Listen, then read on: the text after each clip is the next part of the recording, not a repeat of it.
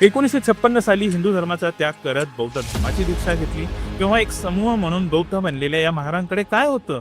तर काहीच नाही. ना जमीन होता, ना जुमला, ना कोणतं स्किल.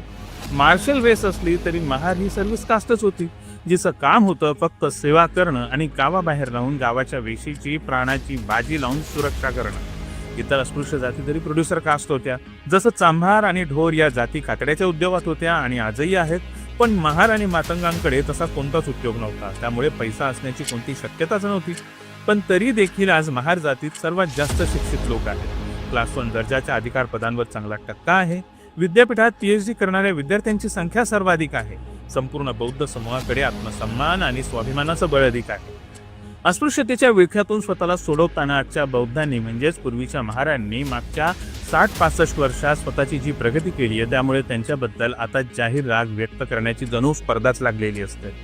बौद्ध फुकटेच आहेत, आरक्षणाच्या कुबड्यांनी यांची घरं भरली आणि आमचा हक्क मारला, ही असली वाक्य आता फार कॉमन आहेत आणि नेहमी ऐकू येतात.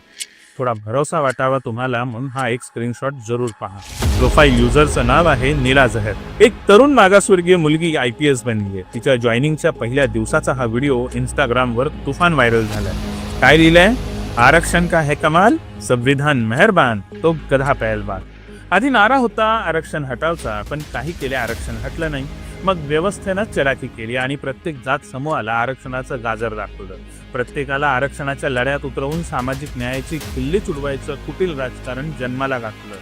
आता या सगळ्या समूहांना वाटतंय की बौद्धांना आरक्षण मिळालं म्हणून त्यांची प्रगती झाली, आम्हाला पण आरक्षण मिळालं की आम्हीही अशीच प्रगती करू.